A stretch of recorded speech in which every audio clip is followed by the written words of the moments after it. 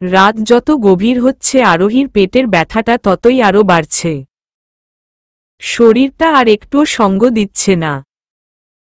পা দুটো অসাড় হয়ে আসছে বলে ফুটপাতের এক যাত্রী ছাউনিতে গিয়ে মেয়েটা বসে রইল। সেই সন্ধ্যার সময় ডাক্তারখানা থেকে বেরিয়েছে আরোহী। তখন থেকেই শরীরটা একটু একটু করে খারাপ হতে শুরু করল। তার উপর ডাক্তারের কথাগুলো শুনে মেয়েটা যেন নিজের মনের জোরটুকুও হারিয়ে ফেলেছে। এটা কি হয়ে গেল? সবকিছু শুরু হওয়ার আগেই যে শেষ হওয়ার উপক্রম এসে গেছে। আর এসব কিছু আমার হাত দিয়েই শেষ হবে। না, আমি এটা কিভাবে করব? কিভাবে নেব এই সিদ্ধান্তটা? কি করব আমি এখন? আরোহী জোরে জোরে কাঁদতে লাগল। না, আমি একা কোনো সিদ্ধান্ত নিতে পারব না। এখন যা করার কেবল রাফসানি করতে পারবে। ও ঠিকই বলেছিল, আমি এসব নিয়ে কোনো না কোনো সমস্যার মধ্যে অবশ্যই পড়ব। রাফসানকে এখনই জানাতে হবে যে ওর কথাটাই সত্যি হয়ে গেছে। আমি সত্যিই অনেক বড় একটা সমস্যার মধ্যে পড়ে গেছি। এখন রাফসানি এই সমস্যার সমাধান করতে পারে। ব্যাগ থেকে ফোনটা বের করে আরোহী রাফসানকে কল দিল। কিন্তু সববারের মতোই রাফসান ওর ফোনটা রিসিভ করল না। আরোহী আবার ওকে ফোন দিল এবং বারবার দিতেই থাকল। 4 বারের বার রাফসানের ফোন থেকে আরোহীর কলটা রিসিভ হল। হ্যালো? হ্যালো রাফসান? রাফসান আমি। রাফসান নয়, সুইটি। সুইটি কথা বলছি। সুইটি? তোমার কাছে রাফসানের ফোন কি করছে? আচ্ছা, সে যাই হোক। তোমার আশেপাশে কি রাফসান আছে? যদি থাকে, তাহলে প্লিজ ওকে একটু ফোনটা দাও।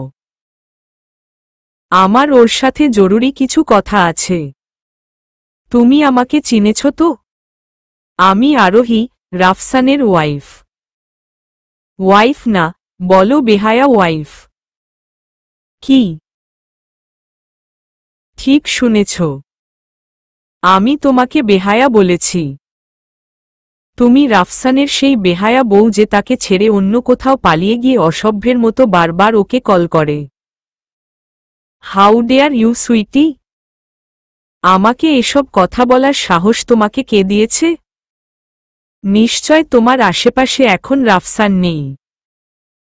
যদি থাকত, তাহলে আমাকে এই কথাগুলো বলার জন্য ও তোমার মুখ ভেঙে দিত। হ্যাঁ, রাফসান এখন আমার পাশে নেই। কিন্তু কি জানো তো? তোমাকে এই কথাগুলো বলার অধিকারটা রাফসানই আমাকে দিয়েছে। অধিকার মানে? কোনো অধিকার দিয়েছে তোমাকে?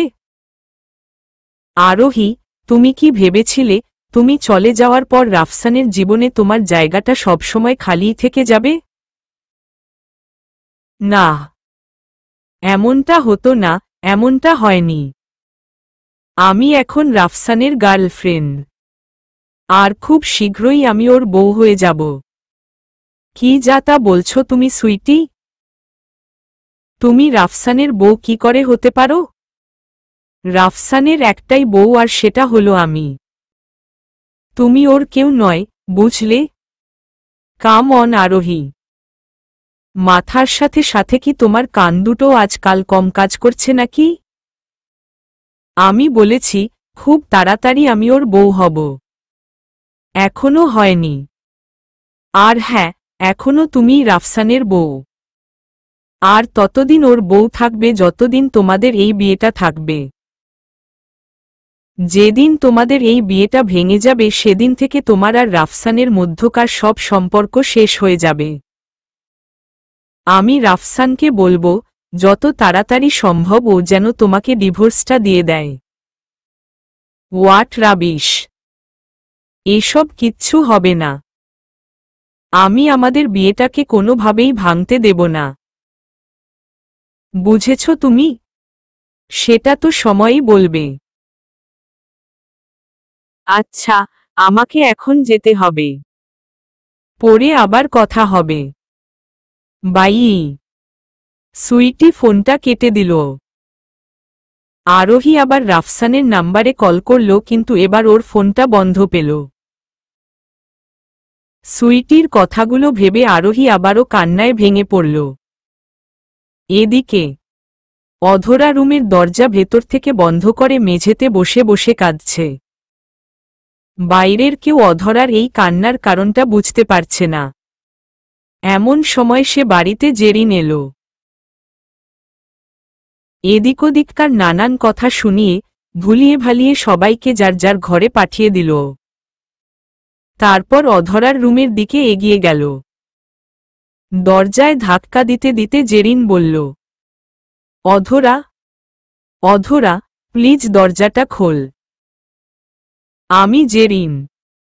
লক্ষ্মী বোন আমার, একটা বার দরজাটা খোল প্লিজ। দেখ, আমি এসে গেছি। তোর জেরিন তোর কাছে এসে গেছে। প্লিজ দরজাটা খোল অধরা। কথা বল আমার সাথে। জেরিনের গলার আওয়াজ পেয়ে অধরা দরজাটা খুলে দিল। দরজা খোলার সাথে সাথে জেরিন দেখল কাঁদতে কাঁদতে অধরার সাদা মুখটা একদম লাল হয়ে গেছে। সেই সাথে কপালে কেটে যাওয়ার দাগ আর সারা মুখে রক্তের ছোপ ছোপ আভাও লেগে আছে। জেরিনকে দেখে অধরা আর নিজেকে সামলাতে পারল না। ওকে জড়িয়ে ধরে কাঁদতে লাগল। জেরিন অধরাকে সামলাতে সামলাতে রুমে এনে বিছানার উপরে বসিয়ে দিল। তারপর নিজে ওর পাশে বসে বলল, অধরা, এসব কি? আমাকে সবটা একটু খুলে বলতো। কি হয়েছে? জেরিনের প্রশ্ন শুনে অধরা আরো জোরে জোরে কাঁদতে লাগল। বেশ অনেকক্ষণ ধরে কান্নাকাটি করার পর নিজেকে সামলে নিয়ে অধরা বলল, আমার সবকিছু শেষ হয়ে গেছে জেরিন। আমি আমার শেষ সম্বল, আমার আফনানকেও হারিয়ে ফেললাম। না অধরা, এভাবে বলিস না। তুই কোনোভাবেই ভাইয়াকে হারাসনি। না রে জেরিন, আমি ওকে হারিয়ে ফেলেছি। আরোহী ওকে আমার কাছ থেকে কেড়ে নিয়েছে। জানিস জেরিন, আফনান আমাকে ধোঁকা দিয়েছে। না অধরা। হ্যাঁ, আফনান আমাকে চিট করেছে, ঠকিয়েছে আমাকে। তুই কেন এসব ভাবছিস? দেখ, আমার মনে হয় তোর কোথাও একটা ভুল হচ্ছে। ভাইয়া এরকম করতে পারেন না। তোর মনে হচ্ছে আমি আফনানের উপরে মিথ্যা অপবাদ দিচ্ছি? না, তা না। না জেরিন, বিশ্বাস কর, আমি কোনো মিথ্যা অপবাদ দিচ্ছি না। আমি যা বলছি সবটা সত্যি। আমার কাছে প্রমাণও আছে। প্রমাণ? কি প্রমাণ? অধরা আফনান আর আরোহীর ওই ছবিটা জেরিনকে দেখালো। ছবিটা দেখে জেরিন যেন নিজের চোখকেই বিশ্বাস করতে পারছিল না। অধরা আবার বলল, এই ঘটনাটা যদি কেউ আমাকে বলতো তাহলে আমি এটা কখনোই বিশ্বাস করতাম না। কিন্তু যেটাকে নিজের চোখে দেখেছি সেটাকে কি করে অস্বীকার করব? তোর কথাটা আমি বুঝতে পারছি, কিন্তু চোখে যেটা দেখা যায় সেটাই যে সবসময় সত্যি হবে এরকম তো নয়। আচ্ছা, আমাকে একটা কথা বলতো। আমার বাসা থেকে তো তুই তোর বাসায় গিয়েছিলি, কিন্তু ওখান থেকে তুই আবার কোথায় চলে গিয়েছিলি? আর তুই এত আঘাত পেলি কোথা থেকে? একটা মেয়ে যখন জানতে পারে যে তার স্বামী তারই সতীনের সাথে বেড শেয়ার করছে তখন তার মাথায় আর কিছু আসে না। তার পুরো পৃথিবীটাই শেষ হয়ে যায়। পাগলের মতো এদিকে সেদিকে ছোটাছুটি করে। আমিও ছুটছিলাম রাস্তায়, মেইন রোডে। আমার তখন কোনো হুঁশ ছিল না রে। একটা লাশের মতো হাঁটছিলাম, যার কোনো অনুভূতি নেই, যার কোনো আপনজন নেই। অধরা। হঠাৎ করে পেছনে থেকে একটা গাড়ি এসে আমাকে মেরে দিতে যাচ্ছিল, কিন্তু সেটা হয়নি। কোথা থেকে একটা মহিলা এসে আমাকে বাঁচিয়ে দিল। ওই সময় এসব একটু লেগে যায়। ওহ, বুঝলাম কেন যে ওই মহিলাটা ওই সময় ওখানে আসতে গিয়েছিল কে জানে। উনি যদি না আসতেন তাহলে আমি হয়তো আর। সেটাই বোধহয় ভালো হতো, জানিস তো। বেঁচে থেকে কি লাভ? সেই তো শুধু কষ্টই পাচ্ছি। চুপ কর। কি যা তা বলছিস? এসব আর একদম বলবি না। আচ্ছা শোন, অনেক তো কথা হলো, অনেক কান্নাকাটি হলো। এবার যা, একটু ফ্রেশ হয়ে আয়। তারপর আমি তোর ক্ষততে একটু মলম লাগিয়ে দেব। এসব ক্ষত তো এমনি একদিন সেরে যাবে জেরিন। কিন্তু আফনান আমাকে যে ক্ষতটা দিয়েছে সেটা কি করে সারবে? এসব বিষয় নিয়ে আমরা পরে কথা বলবো। এখন যা, ফ্রেশ হয়ে আয়। যা। জেরিন জোর করে অধরাকে ওয়াশরুমে পাঠিয়ে দিল। তারপরে আহাদকে একটা ফোন করল। অধরার সাথে দেখা হয়েছে তোমার? কথা বলেছ ওর সাথে? হ্যাঁ। কি অবস্থা ওর এখন? খুব খারাপ। মেয়েটা পুরোপুরি ভেঙে পড়েছে। এদিকে আফনানের অবস্থাটাও কিছুটা তেমনই। ওকে দেখে আমার খুব কষ্ট হচ্ছে। হুম। আচ্ছা, বলছিলাম যে আমি আজকের রাতটা একটু অধরার সাথে থাকতে চাইছিলাম। থাকব কি? জিজ্ঞাসা করার কি আছে? অবশ্যই থাকো। আমিও আফনানকে আজ রাতে আর বাসায় ফিরতে দেব না। আজকের রাতটা ও আমার সাথেই থাক। হ্যাঁ, এটা তুমি ভালোই ভেবেছ। আচ্ছা, আমি এখন রাখছি। নিজের খেয়াল রেখো। তুমিও। সকাল ৮টার দিকে পাশের বাড়ির ইয়াসমিন বেগম এসে হাজির হলেন আরজেদ মেনশনে। আরিফা বেগম আর তানিয়া বেগম তখন নিজেদের মধ্যে কিছু শলা-পরামর্শ করছিলেন। হঠাৎ ইয়াসমিন বেগমকে এখানে দেখে তানিয়া বেগম বললেন, আরে আপা, আপনি? আসুন, আসুন। বসুন। ইয়াসমিন বেগম তাদের পাশের সোফাতে বসে পড়লেন। তো বলুন, কেমন আছেন? আমি তো ভালোই আছি। আপনারা কেমন আছেন? আমরাও ভালো আছি। অধরা আর আফনান কোথায়? ওদেরকে তো দেখতে পারছি না। আফনান একটু বাইরে গেছে। আর অধরা? অধরা বৌমা কোথায়? আরিফা বেগম এবার বললেন। অধরা? অধরা একটু ওর মামনির কাছে গেছে। ওহ। সেজন্যই তো বলি, আজ আপনাদের বাড়িটা এত ফাঁকা ফাঁকা কেন লাগছে? বাচ্চারা বাসায় না থাকলে বাড়িটা সত্যিই অনেক ফাঁকা হয়ে যায়। তানিয়া বেগম বললেন। এটা আপনি একদম ঠিক বলেছেন আপা। আচ্ছা, আপনারা কি গতকাল ফিরেছেন গ্রাম থেকে? হ্যাঁ। গতকাল রাতে আমরা ফিরেছি। তা, ওখানে সময় কেমন কাটল? বেশ অনেকটা দিন তো ওখানে কাটিয়ে আসলেন। আরিফা বেগম বললেন। আসলে অনেক বছর পর ওখানে গিয়েছিলাম তো তাই ওরা আমাদেরকে এত তাড়াতাড়ি আসতে দেয়নি। তাছাড়া আমাদেরও ওখানে থাকতে অনেক ভালো লাগছিল। তাই আর কি। বুঝেছি বুঝেছি আপা।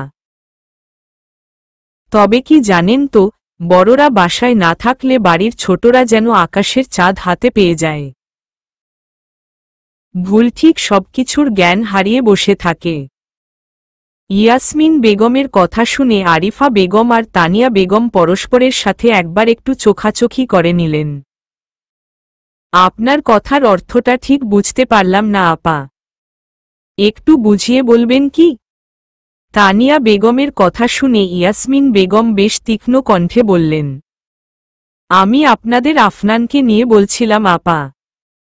আপনারা এখানে না থাকায় আপনাদের ছেলে আপনাদের হাতের বাইরে চলে গেছে। এই শুনে আরিফা বেগম বললেন, কেন? কি করেছে আমাদের ছেলে? আপা, আমি জানি আপনাদের ছেলে যে কি করেছে সেটা আপনারাও খুব ভালো করে জানেন। তবে একটা কথা না বলে কিন্তু থাকতে পারলাম না। আর সেটা হলো, আরোহীকে এ বাড়িতে ফিরিয়ে আনাটা আফনানের একদম উচিত হয়নি। আরে, অধরার মতো এত লক্ষ্মীমন্ত বউ থাকতে আফনানের কি দরকার ছিল ওই মুখপুরীর কাছে যেতে? ইয়াসমিন বেগমের কথা শুনে দুই যা চুপ করে রইল। তিনি আবার বললেন, আমি এসব বলছি বলে আপনারা যেন আবার আমার উপর রাগ করবেন না। আমি তো আপনাদের প্রতিবেশী। কত বছর ধরে আমরা একে অপরকে চিনি। আমি কি আপনাদের ক্ষতি চাইতে পারি নাকি? একদমই না। আর সেজন্যই বলছি, এখনো সময় আছে, আফনানকে সামলান। সোসাইটিতে ওকে নিয়ে এখন অনেক ধরনের কথা হচ্ছে। সবাই ছি ছি করছে। আফনানকে বোঝান, যে কোনো একটা নৌকা বেছে নিতে। দুই নৌকায় পা দিয়ে চলা যায় না। এভাবে চলতে গেলে ও তো পানিতে ডুববেই, সাথে আপনাদেরকেও ডোবাবে। কথাগুলো বলাবলি করতে করতে আফনান সেখানে এলো। আফনানকে দেখে ইয়াসমিন বেগম সেখান থেকে তাড়াতাড়ি করে চলে যেতে লাগলেন আর যেতে যেতে বললেন, আপা, আমি এখন আসি। খুব দরকারি একটা কাজ মনে পড়ে গেছে। পরে কথা হবে। আসি। ইয়াসমিন বেগমের চলে যাওয়ার পর দুই যা আফনানের সামনে এসে দাঁড়াল। আরিফা বেগম আফনানকে বললেন, কি খুশি তো? এসব দেখে তো খুব খুশি হয়েছিস তাই না? একটা বাইরের লোক এসে তোর মাচাচিকে এভাবে কথা শুনিয়ে চলে যাচ্ছে, এটা দেখে তো তোর কলিজাটা নিশ্চয় ঠান্ডা হয়ে গেছে, কি? তাই তো। সবাই শুধু জানে তুই আরোহী আর অধরাকে নিয়ে এক বাড়িতে আছিস। তাতেই সবাই এত কথা বলছে। যখন ওরা জানতে পারবে যে তুই ওই আরোহীর সাথে। আফনান এতক্ষণ মাথা নিচু করে মায়ের বলা কথাগুলো শুনছিল। কিন্তু হঠাৎ আরিফা বেগম চুপ করে যাওয়ায় আফনান মাথা উঁচু করে তাদের দিকে তাকাল। দেখল তারা দুজনেই দরজার দিকে তাকিয়ে আছে। আফনান পেছনে দিকে ফিরে দেখল, বাড়ির সদর দরজায় আরোহী এসে দাঁড়িয়ে আছে। আরোহীকে দেখা মাত্রই আফনানের গতকাল রাতের ঘটনাগুলো মনে পড়ে গেল। কারোর কিছু বলার আগে আফনান দ্রুতগতিতে আরোহীর কাছে গেল আর ওর ডান হাতটাকে শক্ত করে ধরে ওকে টানতে টানতে ওর রুমে নিয়ে গেল। বাড়িতে আসা মাত্রই আরিফা বেগম আর তানিয়া বেগমকে দেখে আরোহী আর ভেতরে ঢোকার সাহস পায় না। তার উপর আফনানের এমন ব্যবহারে মেয়েটা একদম হতভম্ব হয়ে গেল। এসব কি আফনান? আমাকে এভাবে টানতে টানতে এখানে কেন আনলে? কেন এনেছি জানো না? কি জানবো আমি? সবকিছু শেষ করে দিয়ে এখন কেন এই নাটকটা করছো তুমি? তুমি যা চেয়েছিলে সেট তো হয়েই গেছে। হ্যাঁ, অধরা চলে গেছে। আমাকে ভুল বুঝে আমাকে ছেড়ে চলে গেছে ও। আফনানের কথার কোনো কিছুই আরোহী বুঝতে পারছে না। কি বলছো এসব? অধরা চলে গেছে মানে? কোথায় গেছে ও? আমি তোমার অভিনয় দেখে অবাক হয়ে যাচ্ছি আরোহী। এত ভালো অভিনয় কি করে করো তুমি?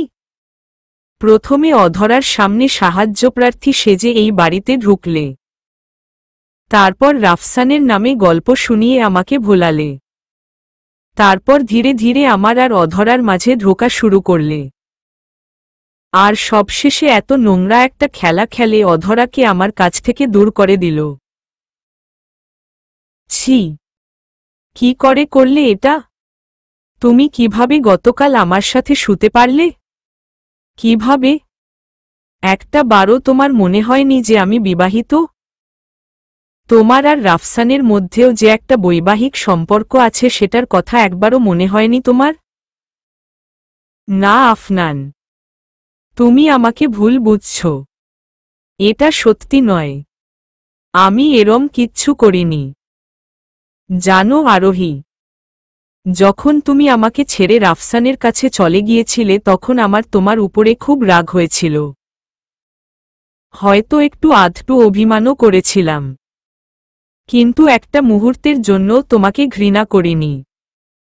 বরং তোমার চলে যাওয়াটাকে মেনে নিয়ে তোমার ভালোবাসাকে সম্মান করেছি আমি।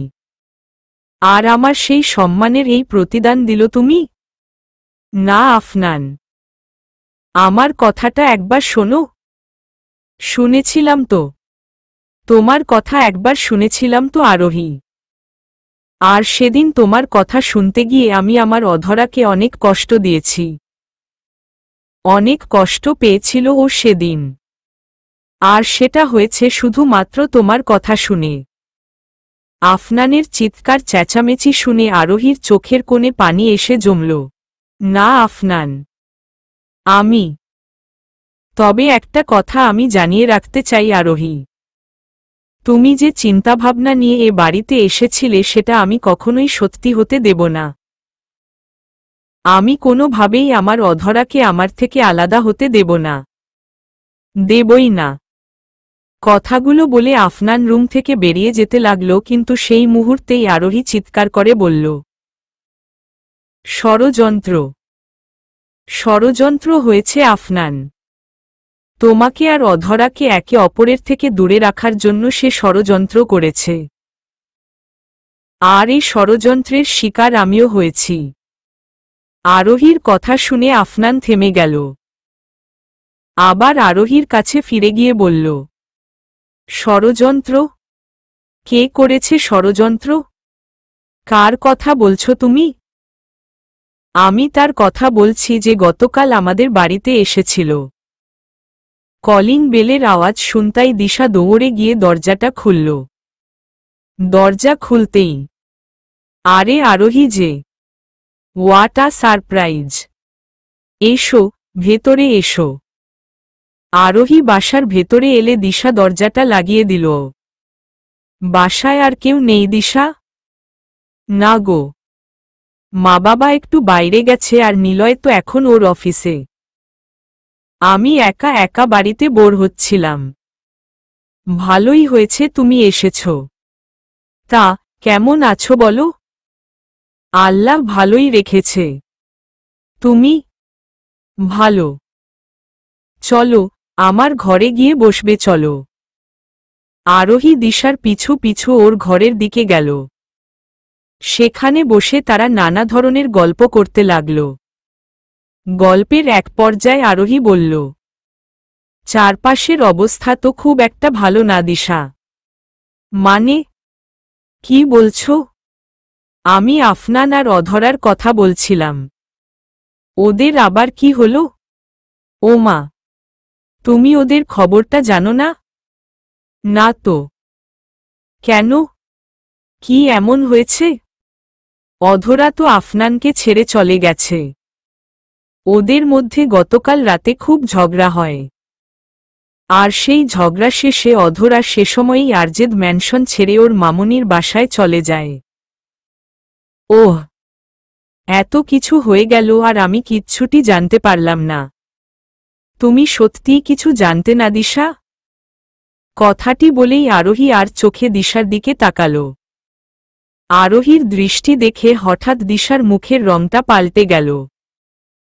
আমতা আমতা করে বলল, আমি কি করে জানবো আরোহী? হ্যাঁ, তাই তো। তুমিই বা কি করে জানবে? হুম। তা কি নিয়ে ঝগড়া বেঁধেছিল ওদের মধ্যে? জানো কিছু? হ্যাঁ, জানি তো। আমাকে নিয়ে। মানে? আরোহী কিছুটা সময় চুপ করে থাকল। তারপর হঠাৎ করে বলল, কংগ্রাচুলেশনস দিশা, তোমার প্ল্যান অবশেষে কাজ করল। গতকাল আমাকে আর আফনানকে একসাথে ওই অবস্থায় দেখে অধরা আর স্থির থাকতে পারেনি। আফনানকে ভুল বুঝে ওকে কথা শুনিয়ে অধরা সেখান থেকে চলে যায়। এসব তো তোমার কারণেই হলো দিশা, তাই না? আরোহীর কথা শুনে দিশা বনে যায়। দিশাকে চুপ থাকতে দেখে আরোহী আবার বলল, হঠাৎ চুপ হয়ে গেলে যে? তুমি কি ভেবেছিলে আমাকে নিয়ে এমন একটা খেলা খেলবে আর আমি কিচ্ছুটি টের পাব না? হুম। এসব তুমি কি বলছো আরোহী? আমি তো কিছুই বুঝতে পারছি না। তুমি সবটা বুঝতে পারছো দিশা। শুধু শুধু আমার সামনে এসব নাটক করো না প্লিজ। তবে কি জানো তো, তুমি এই খেলাটা খেলে বেশ ভালোই করেছো দিশা। আরজেদ ম্যানশন থেকে ওই অধরার চলে যাওয়াতে আমি অনেক খুশি হয়েছি। অনেক মানে অনেক। আরোহীর কথা শুনে দিশা অবাক চোখে ওর দিকে তাকাল। দিশার এই চাহনি দেখে আরোহী বলল, আমি প্রথম থেকেই ওই অধরাকে খুব একটা পছন্দ করতাম না দিশা। আফনানের সাথে ওই মেয়েটাকে বড্ড বেমানান লাগে। কোথায় আফনান আরজেদ, আর কোথায় অধরা ইসলাম? অধরা আফনানকে ছেড়ে চলে গিয়ে ভালোই করেছে। আফনান ওর থেকেও বেটার কাউকে ডিজার্ভ করে। আরোহীর কথা শুনে এবার দিশার মুখটা খুলে গেল। ঠিক বলেছ আরোহী। আফনান সবসময়ই বেটার কাউকে ডিজার্ভ করত। কিন্তু ভাগ্যের পরিহাসে অধরা ওর কপালে এসে জুটল। তবে ওদের সম্পর্কের শেষ রক্ষাটা আর হল না। আর সেটার কারণ শুধুই আমি। হ্যাঁ, তুমি ঠিকই ধরেছ আরোহী, গতকালকের ওই অঘটনটা আমিই ঘটিয়েছিলাম। অধরা গতকাল সেটাই দেখেছে যেটা আমি ওকে দেখাতে চেয়েছিলাম। কিন্তু দিশা, কাজটা তুমি করলে কি করে? আসলে ওই দিশা গতকালের ঘটনার পুঙ্খানুপুঙ্খ বর্ণনা দিল আরোহীকে। সবকিছু শুনে আরোহী বলল, অসাধারণ প্ল্যান করেছিলে দিশা। কিন্তু আমাকে যদি আগে থেকেই সবটা একবার একটু জানাতে তাহলে গতকাল তোমাকে আমকে নিয়ে এত কষ্ট করতে হতো না। আমি তো জানতাম না আরোহী, তুমিও অধরাকে ঘৃণা করো, অপছন্দ করো ওকে। তুমিও তুমিও মানে কি দিশা? আমিও অধরাকে ঘৃণা করি আরোহী। প্রচণ্ড ঘৃণা করি। প্রথম যেদিন আমি ওকে দেখেছিলাম সেদিন থেকেই ওকে ঘৃণা করি। জানো, এর আগে আমি ওর ক্ষতি করার অনেক চেষ্টা করেছি। কিন্তু কখনো সেভাবে সফল হতে পারিনি। ক্ষতি করার অনেক চেষ্টা করেছ মানে? কি করেছিলে তুমি ওর সাথে? অনেক কিছু করেছি আরোহী। মেয়েটা যখন আফনানের অফিসে কাজ করত তখন ওকে সবার সামনে নানাভাবে ছোট করার চেষ্টা করতাম। কিন্তু তাতে তেমন কোনো কাজ হচ্ছিল না। পরে নিউ ইয়ার উপলক্ষে আফনানের সব অফিসের স্টাফরা একসাথে কক্সবাজারে গেলে আমি সেখানে 2টা ছেলেকে ঠিক করি, যারা অধরাকে ওখান থেকে কিডন্যাপ করে নিয়ে যেত। কিন্তু তখন আফনান এসে আমার প্ল্যানে বাধা দিল। তারপর ওদের মধ্যে অনেক কাহিনী হল। আফনান ধীরে ধীরে বুঝতে পারল যে ও অধরাকে ভালোবেসে ফেলেছে। তাই ওর আর আমার ঠিক করা বিয়েটাকে ভেঙে দিয়ে ও অধরাকে বিয়ে করতে চাইছিল। কিন্তু তখন আমি আফনানের মায়ের কাছ গিয়ে অধরার নামে কান ভাঙাতে থাকি। আন্টি সে সময় আমার কথা মতোই সব কাজ করছিল, তাই তখন সবটা আমার হাতের মুঠোয় ছিল। তারপর হঠাৎ আফনানের একটা অ্যাক্সিডেন্ট হলো আর ও কোমায় চলে গেল। ওর কোমা থেকে ফিরে আসার পর আমি আন্টির সাপোর্টটাকে হারালাম। আন্টি নিজে দাঁড়িয়ে থেকে আফনান আর অধরার বিয়েটা দিয়ে দিল। এত হার সহ্য হচ্ছিল না জানো। তাই এদেশ ছেড়ে বিদেশ চলে গিয়েছিলাম। কিন্তু সেখানে গিয়েও খুব একটা ভালো ছিলাম না। তাই ওখানে বসে ঠিক করলাম যে আমি ওই অধরাকে ধ্বংস করেই ছাড়ব, সে যে করেই হোক না কেন। তারপর দেশে এসে জানতে পারলাম অধরা নাকি মা হতে চলেছে। খবরটা পেয়ে আমার সারা শরীর রাগে আর প্রতিশোধে দাও দাও করে জ্বলতে শুরু করল। তাই অধরাকে একেবারে শেষ করে দেওয়ার জন্য একটা প্ল্যান করলাম। আমার আর নিলয়ের এনগেজমেন্টের দিন আমি আফনান আর অধরাকে ইনভাইট করি। ওরা সেখানে এলে আমি প্ল্যান করে ওই রাতে অধরাকে একা বাসায় পাঠিয়ে দিই। যে গাড়িতে করে মেয়েটাকে ওই রাতে পাঠিয়েছিলাম সেটার আগে থেকেই ব্রেক ফেল করা ছিল। মেরে ফেলতে চেয়েছিলাম মেয়েটাকে, ওই রাতেই মেরে ফেলতে চেয়েছিলাম। কিন্তু অধরার সোনায় মোড়ানো ভাগ্যটা সেদিন ওকে বাঁচিয়ে দিল। তবে ওর বাচ্চাটা আর বাঁচল না। বাচ্চাটাকে হারিয়ে অধরা সেদিন যেভাবে হাউমাউ করে কাঁদছিল, সেটা দেখে আমার মন কিছুটা হলেও শান্তি পেয়েছিল। কিন্তু ভেতরের আগুনটা আরও বেড়ে গেল। এর কিছুদিন পরেই আমার বিয়ে হয়ে গেল। তাই তখন আর কিছু করতে পারলাম না। কিন্তু আমার ভেতরের সেই রাগটা আমাকে বেশিদিন চুপচাপ থাকতে দিল না। অধরাকে মেরে ফেলার জন্য এবার একটা শুটারকে ঠিক করলাম যে কিনা বাড়ির মধ্যে গুলি চালিয়ে অধরাকে একেবারের জন্য শেষ করে দিত। কিন্তু তখন আমার রাস্তায় বাধা হয়ে দাঁড়ালে তুমি। তুমি ওই দিন সন্ধ্যায় অধরাকে বাঁচিয়ে দিল। সেদিন খুব রাগ হয়েছিল তোমার উপর। পরে ভেবে দেখলাম অধরার মৃত্যুটা হয়তো আমার হাতে নেই। তাই ও বারবার এভাবে বেঁচে যাচ্ছে। কিন্তু তাই বলে তো মেয়েটাকে ছেড়ে দিতে পারি না। তাই এবার ঠিক করলাম মেয়েটাকে মৃত্যু নয়, নিঃস্বতা দান করব। বাচ্চাটাকে তো আগেই হারিয়েছে, এবার রইল শুধু আফনান।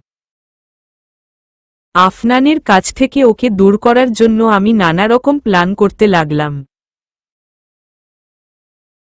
কিন্তু কোনো মনমতো হচ্ছিল না।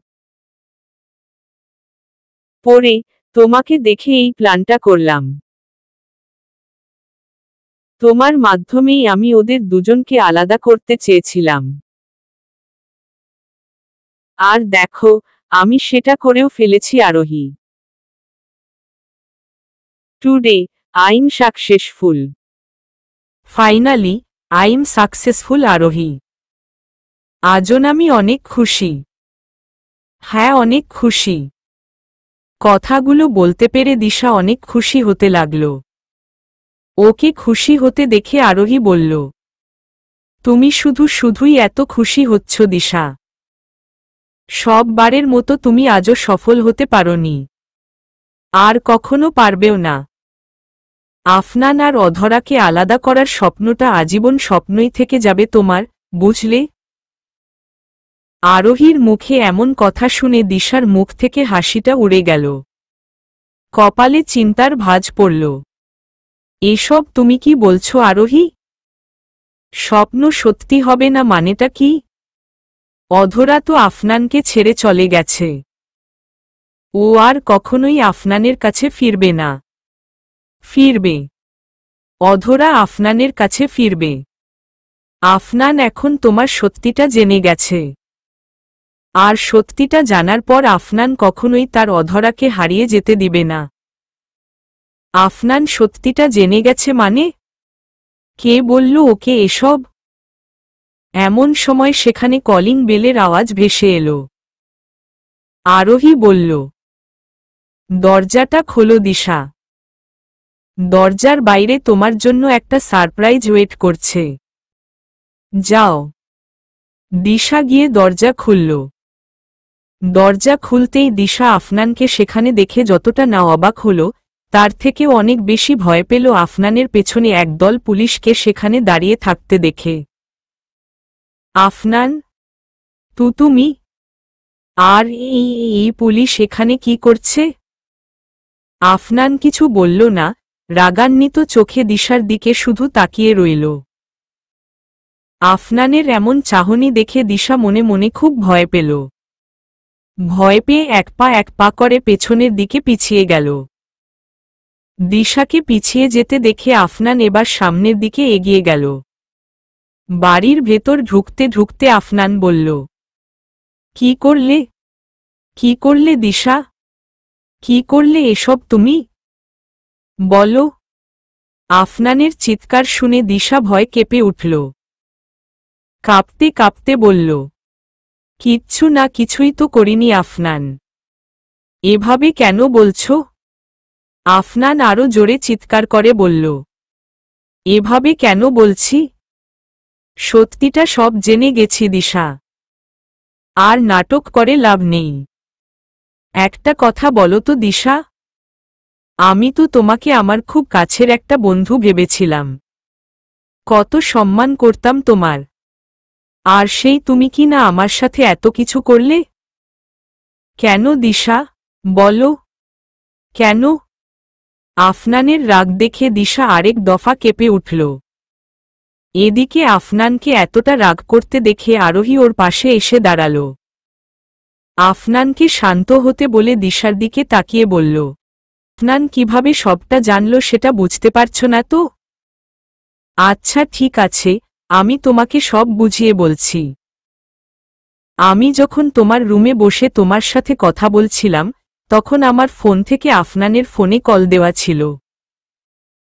ও বাড়ির বাইরেই পুলিশ নিয়ে দাঁড়িয়েছিল আর ফোনে আমাদের বলা সব কথাগুলো শুনছিল আর সেসব রেকর্ড করছিল।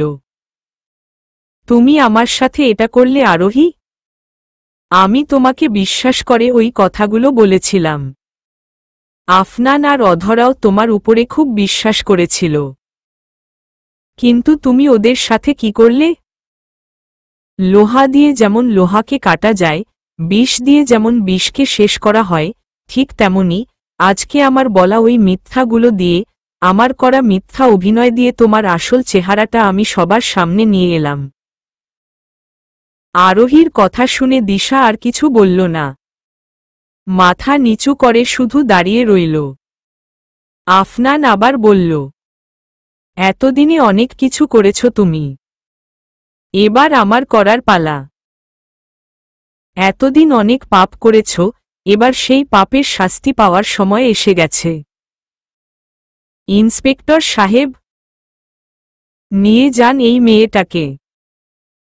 আফনান, এভাবে ডেকে আর কোনো লাভ নেই দিশা। তোমার বন্ধু আফনানকে তুমি সারাটা জীবনের জন্য হারিয়ে ফেলেছ। এখন তোমার সামনে যে দাঁড়িয়ে আছে তার শুধু একটাই পরিচয়, আর তা হল সে অধরার স্বামী। তুমি আমার বাচ্চার হত্যাকারী, তুমি আমার ভালোবাসার মানুষ, আমার অধরাকে কষ্ট দানকারী। তোমাকে আমি ছাড়ব না। শুনলে তুমি? এই আফনান আরজেদ তোমাকে ছাড়বে না। দিশা চৌধুরী, কঠিন থেকে কঠিনতর শাস্তি পাবে তুমি। আর সেই শাস্তি আমি তোমাকে পাওয়াব। ইন্সপেক্টর, নিয়ে যান একে এখান থেকে। আফনানের কথা মতো একজন মহিলা কনস্টেবল এসে দিশার হাতে হাতকড়ি পরিয়ে ওকে সেখান থেকে নিয়ে গেল। যাওয়ার সময় দিশা কাউকে কিছু বলল না, শুধু একবার আফনানের দিকে তাকাল। কিছুক্ষণ পর আফনান, অধরা আর আরোহী পুলিশের বড় কর্তার রুমে বসে আছে। দিশাকে লকআপে ঢোকানোর পর আফনান এক পুলিশকে দিয়ে অধরার কাছে ফোন করায় আর ওকে তাড়াতাড়ি পুলিশ স্টেশনে আসতে বলে। পুলিশের কাছ থেকে ফোন পেয়ে অধরা তড়িঘড়ি পুলিশ স্টেশনে চলে আসে। এখানে আসার পর আফনান আর আরোহীকে দেখার পর অধরার মনটা আবার খারাপ হয়ে গেল। কিন্তু দিশার খবরটা শোনার পর মেয়েটা যেন আকাশ থেকে পড়ল। কিন্তু এত কিছু উনি সেদিন করলেন কি করে? অধরার প্রশ্নের উত্তরে আরোহী বলল, তোমার এই প্রশ্নের উত্তরটা আমি দিচ্ছি অধরা। আরোহী এবার বলতে শুরু করল, ওই দিন সকালে আফনানের মিটিংটা হঠাৎ করেই ক্যান্সেল হয়ে যায়। ও ভেবেছিল সকালের নাশতাটা করে ও তোমার সাথে দেখা করতে যাবে, তোমাকে সারপ্রাইজ দিতে চেয়েছিল, তাই আগে থেকে ফোন করে কিছু বলেনি। সেদিন নাস্তা করতে বসার সময় হঠাৎ দিশা বাড়িতে আসে। ওকে বাড়িতে দেখে আমরা দুজনেই খুব খুশি হয়েছিলাম। দিশাকে দেখে আফনানের আর একা খাওয়া হয়ে ওঠে না। মেয়েটার সাথে কথা বলতে ব্যস্ত হয়ে পড়ে ও। গল্প করার এক পর্যায়ে আফনান ওকে আমাদের সাথে ব্রেকফাস্ট করতে বলে। নাস্তা করার প্রস্তাব শুনে দিশা প্রথমেই রাজি হয়ে যায়। আমি রান্নাঘর থেকে খাবারগুলো এক এক করে টেবিলের উপর এনে রাখতে শুরু করি। এমন সময় দিশা সেখানে এসে আফনানকে হাত ধুয়ে টেবিলে বসতে বলে। আফনান ওর কথা মতো হাত ধুতে চলে যায়। আরোহী থামল। আবার বলল, খাবার খেতে খেতে লক্ষ্য করলাম দিশা শুধুমাত্র একটা ব্রেড আর জেলি নিল। আমি ওকে অন্য খাবারগুলোও নিতে বলেছিলাম, কিন্তু ও নেয়নি। আর নিতই বা কি করে? সেগুলো খেলে তো ওর প্ল্যানটা আর সত্যি হতো না। মানে, আমাদের দুজনের অনুপস্থিতিতে দিশা সেদিন সব খাবারের মধ্যে হাই পাওয়ারের ঘুমের ওষুধ মিশিয়ে দেয়। কিন্তু আমরা তো আর সেটা জানতাম না। তাই খাবারগুলো খাওয়ার পর আমরা আমাদের ধ্যানজ্ঞান হারাতে থাকি। আমাদেরকে নিস্তেজ হতে দেখে দিশা এবার ওর মুখ্য চালটা চালে। প্রথমে আফনানকে ধরে নিয়ে যেয়ে আমার রুমের খাটে শুয়ে দেয়। তারপর আমাকে নিয়ে যেয়ে ওর পাশে রেখে দেয়। একটা কাঁথাও আমাদের উপরে জড়িয়ে দেয়। অধরা, তুমি সেদিন যে অবস্থায় আমাদেরকে দেখেছিলে সেটা দিশা তোমাকে দেখাতে চেয়েছিল। ও চেয়েছিল তুমি আফনানকে ভুল বুঝে ওর জীবন থেকে আজীবনের মতো চলে যাও। এসব শুনে অধরা চুপ হয়ে গেল।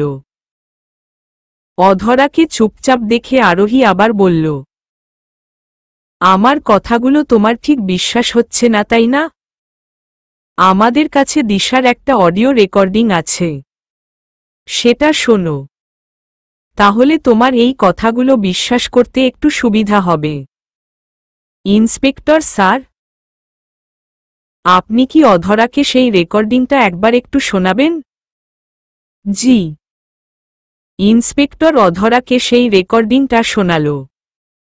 সবকিছু শুনে অধরা বলল, ওনাকে আমি আমার বড় বোনের মতো ভেবেছিলাম, কিন্তু উনি এসব কি করলেন? আমাকে মারতে চেয়েছিলেন, আমার ক্ষতি করতে চেয়েছিলেন, সে পর্যন্ত তো ঠিক ছিল। কিন্তু উনি আমার বাচ্চাটাকে কেন শেষ করে দিলেন? তার কি দোষ ছিল? কথাগুলো বলতে বলতে অধরা কাঁদতে লাগল। অধরাকে এভাবে কাঁদতে দেখে আরোহী ওর কাছে ছুটে গেল। ওকে শান্ত করতে লাগল। আরোহীকে এভাবে দেখে অধরা বলল, আমাকে ক্ষমা করে দিন আপু। আমি আপনাকে ভুল বুঝে কত কি বলেছি, আপনার ব্যাপারে কত কি খারাপ ভেবেছি। আমাকে প্লিজ ক্ষমা করে দিন। না অধরা, এভাবে বলো না, এতে তোমার কোনো দোষ নেই। দিশা তোমাকে যেমনটা ভাবতে বাধ্য করেছিল, তুমি ঠিক তেমনটাই ভেবেছ। তাও আপু, অধরা, তোমার যদি সত্যিই ক্ষমা চাওয়ার থাকে তাহলে সেটা আমার কাছে না চেয়ে আফনানের কাছে চাও। কারণ তোমার বলা কথাগুলো শুনে ওই মানুষটা সবথেকে বেশি কষ্ট পেয়েছে। যাও অধরা, তোমার আফনানের কাছে যাও। আরোহীর কথা শুনে অধরা আফনানের দিকে একবার তাকাল। দেখল ছেলেটা অন্যদিকে মুখ ঘুরিয়ে দাঁড়িয়ে আছে। অধরা আফনানের কাছে গেল। আফনান, আমাকে ক্ষমা করে দাও। সবকিছু না জেনেই আমার ওইভাবে কথাগুলো বলা ঠিক হয়নি। আমি তোমাকে অনেক ভুল বুঝেছি। প্লিজ আমাকে ক্ষমা করে দাও। এই দেখো, আমি কান ধরছি। কথাটা বলে অধরা দুহাত দিয়ে তার দুটি কান ধরল। এই দেখো, আমি আমার কান ধরেছি। তুমি বললে উঠবস করতে পারি। করব? দাঁড়াও, আমি উঠবস করছি। কথাগুলো শুনে আফনান অধরার দিকে মুখ ঘোরাল। তারপর মেয়েটাকে শক্ত করে জড়িয়ে ধরে বলল, ক্ষমা চাইতে হবে না অধরা। তোমার এখানে কোনো দোষ নেই। তোমার জায়গায় আমি থাকলে আমিও হয়তো এভাবেই রিয়্যাক্ট করতাম। তাই এসব বলে আর ক্ষমা চাইতে হবে না। তবে প্রমিস করো, আমাকে ছেড়ে এভাবে আর কখনো চলে যাবা না।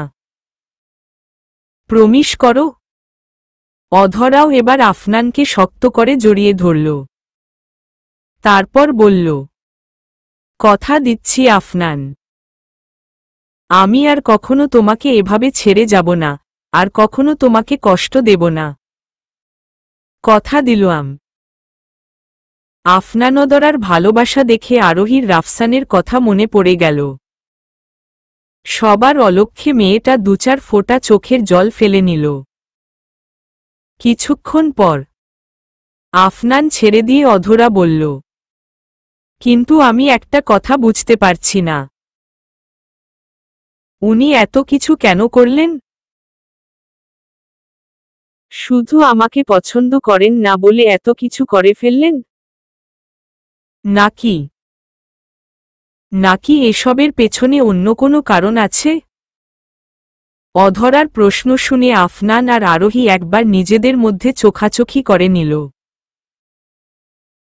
এমন সময় সেখানে নিলয় এসে বলল, কারণ আছে অধরা, অনেক বড় একটা কারণ আছে। নিলয়ের এমন হঠাৎ আগমনে ওরা তিনজনই প্রথমে কিছুটা অবাক হল। পরে তারা নিজেকে সামলে নিল। নিলয়কে দেখে আফনান ওর কাছে এগিয়ে গেল। নিলয়, তুমি এখানে? বাসায় যাওয়ার পরে আমি দিশাকে সেখানে কোথাও খুঁজে পাইনি। পরে আশেপাশে একটু খোঁজ নিয়ে জানতে পারি ওকে এখানে আনা হয়েছে। এটা করা ছাড়া আমাদের কাছে আর কোনো উপায় ছিল না নিলয়। তুমি জানো না দিশা আমাদের সাথে কি কি করেছে? আমি জানি আফনান। দিশা কি কি করেছে আমি তার সবটা জানি। আর আমি এটাও জানি যে ও কিসের জন্য এসব করেছে। কি জানো তুমি নিলয়? কেন দিশা এসব করেছে? বলো, বলো আমাদের। জানতে চাও? তুমি সত্যিই সেটা জানতে চাও আফনান? তাহলে শোনো, দিশা এসব কিছু শুধু একটা মানুষের জন্যই করেছে। হ্যাঁ, শুধুমাত্র একটা মানুষের জন্য। কে সে? সে মানুষটা আর কেউ নয়, আমাদের সবার চেনা আফনান আরজেদ। নিলয়ের কথা শুনে উপস্থিত সবাই বেশ নড়ে চড়ে উঠল। অধরা নিলয়ের দিকে এগিয়ে এসে বলল, এসব তুমি কি বলছো নিলয়? উনি এসব আফনানের জন্য করেছেন মানে? উনি এসব আফনানের জন্য কেন করতে যাবেন? ভালোবাসা। আফনানের প্রতি ওর ভালোবাসার কারণেই দিশা এত কিছু করেছে তোমার সাথে। এসব তুমি কি বলছো নিলয়? দিশা আমাকে ভালোবাসে? কিন্তু ও যে বলেছিল ও আমাকে ভুলে যেয়ে তোমাকে পেয়ে জীবনে অনেকটা এগিয়ে গেছে। তাহলে এখন এসব কেন? আফনান, মানুষ তার শখগুলোকে ভুলে যেতে পারে, একটু কষ্ট করলে তার ভালো লাগার মানুষগুলোর থেকেও দূরে থাকতে পারে, কিন্তু নিজের অভ্যাসগুলোকে সে কখনোই নিজের স্মৃতি থেকে মুছে ফেলতে পারে না। হ্যাঁ, কিছুটা সময়ের জন্য সেগুলাকে নিজের মধ্যে একটু দমিয়ে রাখতে পারে, এই যা। তুমি ওর অভ্যাস হয়ে গেছো আফনান। তোমাকে নিয়ে ভাবাটা ওর অভ্যাস হয়ে গেছে। ও চাইলেও তোমাকে এখন ভুলে যেতে পারে না। তুমি এসব কি করে জানলে নিলয়? দিশা কি তোমাকে এসব নিজের মুখে বলেছে? আমি এসব দিশার কাছ থেকেই জেনেছি আফনান। কিন্তু কিন্তু কিন্তু কি? দিশা এখনো জানে না যে আমি ওর ব্যাপারে সব জেনে গেছি। আমাকে এসব জানতে একজন সাহায্য করেছিল। কে? আসুন, আপনি ভেতরে আসুন এবার। নিলয়ের ডাক শুনে একজন লোক ভেতরে এলো। লোকটিকে কেউ চিনতে পারল না। তাই আফনান নিলয়কে বলল, ইনি কে নিলয়? ওনার পরিচয় কি? নিলয়ের কিছু বলার আগে লোকটি বলল, আমি মোহাম্মদ আজিজুল হক। আমি একজন সাইকেট্রিস্ট। লোকটির পরিচয় জেনে সেখানকার সবাই থ হয়ে গেল। সাইকেট্রিস্ট? কিন্তু এখানে ওনার কি কাজ? আর ওনার সাথে দিশার কি সম্পর্ক? সম্পর্ক আছে আরোহী। ওনার সাথে দিশার একটা গভীর সম্পর্ক আছে। আর এ ব্যাপারটা উনি নিজেই সবাইকে জানাবেন। ডা হক, আপনি বলুন এবার। নিলয়ের আহ্বানে সাড়া দিয়ে এবার উনি বলতে শুরু করলেন, আমার সাথে দিশার সম্পর্কটা হলো ডাক্তার রোগীর সম্পর্ক। দিশা আমার পেশেন্ট। প্রায় 2.5 বছর যাবৎ আমি ওনার চিকিৎসা করছি। এই শুনে অধরা বলল, 2.5 বছর ধরে চিকিৎসা করছেন? কেন? কি হয়েছে ওনার? দিশা একজন মানসিক রোগী। 2.5 বছর আগে ডিপ্রেশনের কারণে উনি ভেতর থেকে বেশ অনেকটাই ভেঙে পড়েছিলেন। কেন? কি এমন হয়েছিল সে সময়? আফনানের প্রশ্নের জবাবে নিলয় বলল, কেন আফনান? তোমার মনে নেই? আজ থেকে প্রায় 2 বছর আগে কি হয়েছিল? কি হয়েছিল? সেই সময় দিশা ওর জীবনের সবথেকে বড় ধাক্কাটা খেয়েছিল। আর সেটা তুমি ওকে দিয়েছিলে আফনান। সে সময় তুমি আরোহীকে বিয়ে করেছিলে, যেটা দিশা মেনে নিতে পারেনি। রাগে কষ্টে দুঃখে একদম ভেঙে পড়েছিল মেয়েটা। পরে ওর আব্বু আম্মু ওকে ডা হকের কাছে নিয়ে যান আর তার চিকিৎসায় সে সময় দিশা সুস্থ হয়ে ওঠে। কিন্তু দিশার আব্বু আম্মু তো এ বিষয়ে আমাদের কাউকে কখনো কিছু বলেননি, কারণ তারা ভেবেছিলেন দিশা সে সময় পুরোপুরি সুস্থ হয়ে গেছে। তাছাড়া ওনারা তো আর দিশার অসুস্থতার কারণটা ঠিক জানতেন না। একটু থেমে আবার বলল, ডা হকের চিকিৎসায় দিশা কিছু সময়ের জন্য ভালো থাকত, কিন্তু যখনই ওর আফনানের কথা মনে পড়ত তখনই ওর শরীরটা আবার খারাপ হয়ে যেত। সে সময় আফনান আর আরোহীর একসাথে থাকাটা দিশা কোনোভাবেই মেনে নিতে পারেনি। তাই পরে যখন ও রাইহানের কাছ থেকে আরোহীর বিষয়ে জানতে পারে তখনই আরোহীকে আফনানের জীবন থেকে সরিয়ে দেওয়ার জন্য প্ল্যান করে আর সেই প্ল্যানটা সাকসেসফুল হয়। দিশা আরোহীকে রাফসানের সাথে পাঠিয়ে দেয়, যাতে ও আফনানকে পেতে পারে। কিন্তু ওর সেই ইচ্ছেটা শুধু ইচ্ছে হয়েই থেকে গেল যখন আফনানের জীবনে অধরা আসে। একবার আফনানকে হারানোর কষ্টটা মেয়েটা সহ্য করতে পারলেও দ্বিতীয়বার আফনানকে হারানোর ব্যথাটা ও সহ্য করতে পারেনি। ও মেনেই নিতে পারেনি অধরাকে। তাই অধরার ক্ষতি করার জন্য উঠে পড়ে লেগে যায়। এবার ডা আজিজুল হক বললেন, আমি দিশার ব্যক্তিগত জীবনের ব্যাপারে তেমন কিছু জানতাম না। উনি আমাকে কখনোই কিছু বলতেন না, যার কারণে আমি ওনার চিকিৎসাটা ভালোভাবে করতে পারতাম না। যদি রোগের ব্যাপারে জানতে না পারি তাহলে চিকিৎসাটা করব কি করে? তাই আমি ওনাকে জানতে চাইতাম। আমি বারবার ওনাকে বলতাম, আপনার কি সমস্যা হচ্ছে, কি কষ্ট আপনার, আমাকে বলুন। কিন্তু উনি বলতেন না। তবে গত 1 মাস আগে ওনার রিপোর্টে হঠাৎ করেই অনেক চেঞ্জ আসে। ওনার মানসিক অবস্থা আগের থেকে অনেক অনেক খারাপ হতে থাকে। আমি এ বিষয়টা ওনাকে জানিয়েছিলাম। আমি ওনাকে বলেছিলাম যে ওনার অবস্থাটা এখন খুব একটা ভালো না। কিন্তু উনি আমার কথা শোনেননি। পরে আমি বাধ্য হয়ে ওনার হাজবেন্ড নিলয়কে ফোন করে আমার সাথে দেখা করতে বলি। ওনার সাথে দেখা করার পর আমি ওনাকে সবকিছু খুলে বলি। দিশার সব রিপোর্ট ওনাকে দেখায়। আর ওনার কাছে দিশার অতীতের ব্যাপারে জানতে চাই। কিন্তু তখন উনি বলেন যে উনি দিশার অতীতের ব্যাপারে বিশেষ কিছু জানেন না। তাই আমরা দুজন মিলে দিশার কাছ থেকেই ওনার সত্যিটা জানার সিদ্ধান্ত নিই। পরে আমি দিশাকে কল দিয়ে আমার হসপিটালে আসতে বলি। তারপর সেখানে তাকে হিপনোটিজম করে ওনার থেকে এসব খবর বের করি। ডাহকের কথাগুলো শুনে আর কেউ কিছু বলতে পারল না। আফনান এক কোণার দিকে সরে গিয়ে দাঁড়াল।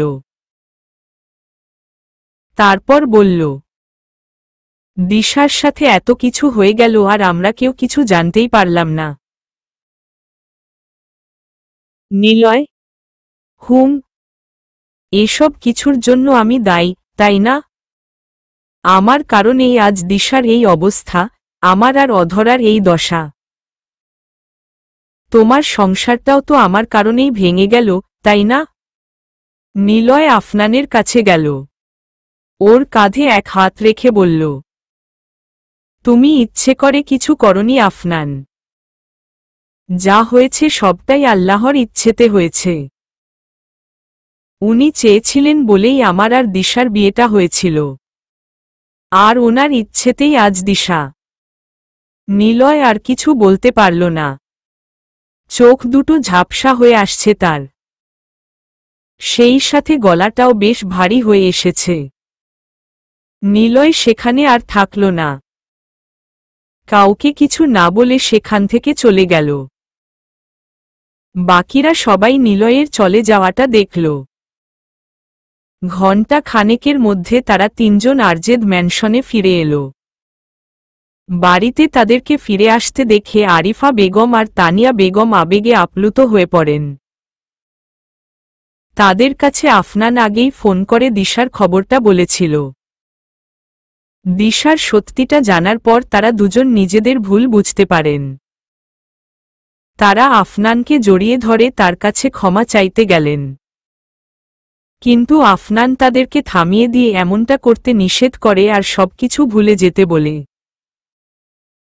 আরিফা বেগম আরোহীকেও ক্ষমা করে দেন আর দিশার সত্যিটা সবার সামনে আনতে সাহায্য করাই তাকে ধন্যবাদ দিলেন।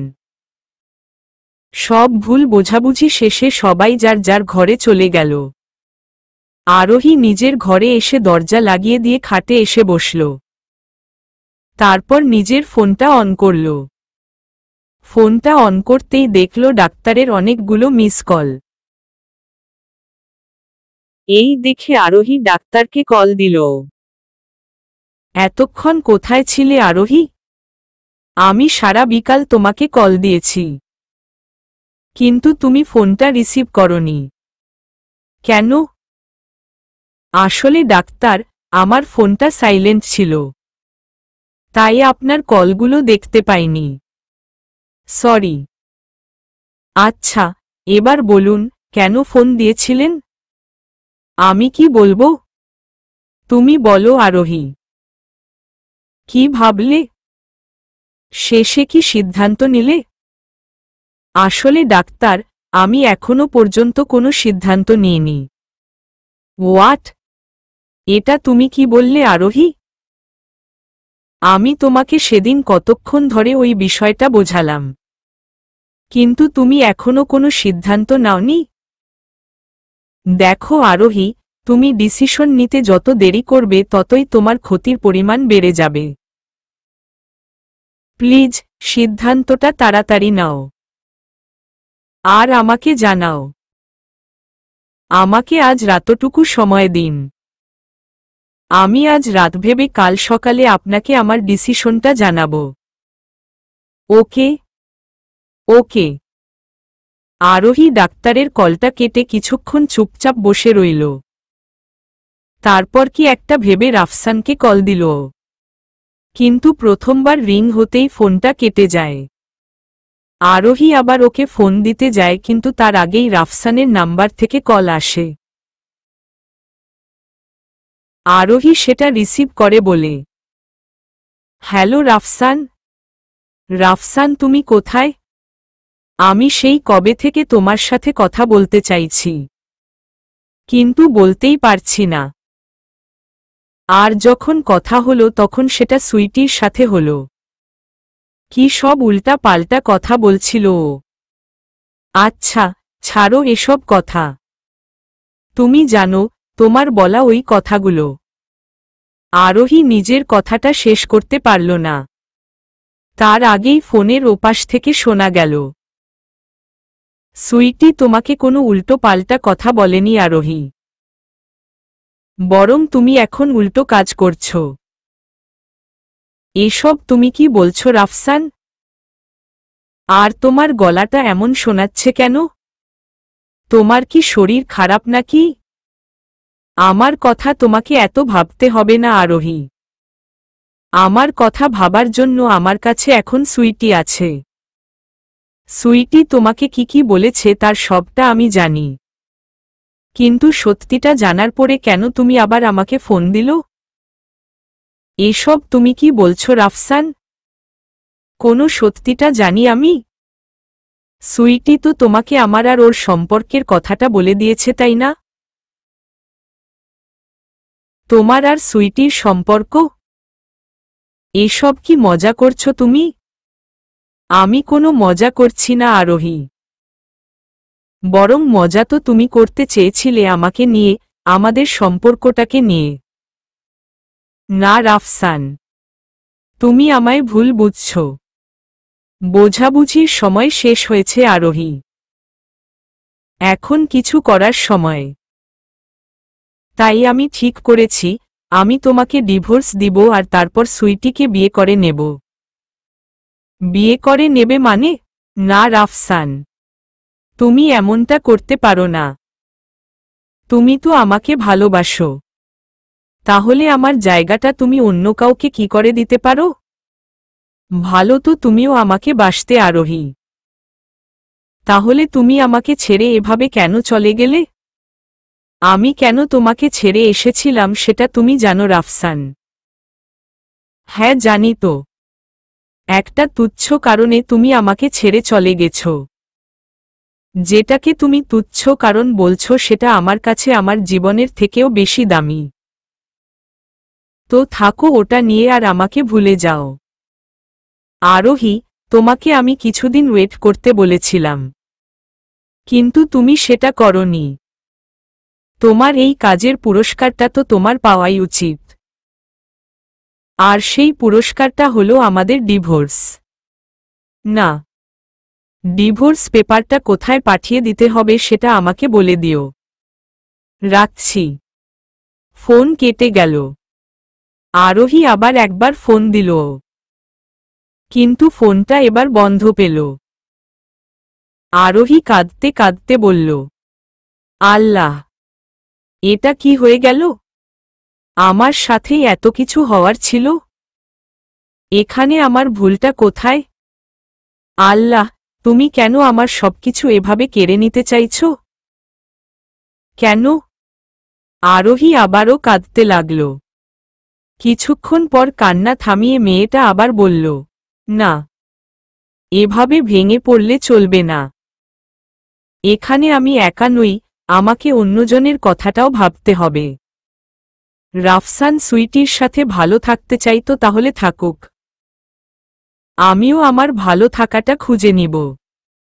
আরোহী আবার ডাক্তারের ফোনে ফোন লাগায় আর বলে, আমি আমার সিদ্ধান্তটা নিয়ে ফেলেছি ডাক্তার। আমি নিজেকে নয়, তাকে বেছে নিচ্ছি। কাল সকাল পর্যন্ত সময় আছে আরোহী। আর একটু ভেবে দেখো। আর কিছু ভাবার নেই ডাক্তার। আমি কাল আপনার কাছে আসব। কাল থেকেই চিকিৎসা শুরু করে দিবেন। ঠিক আছে। কাল বিকালে এসো।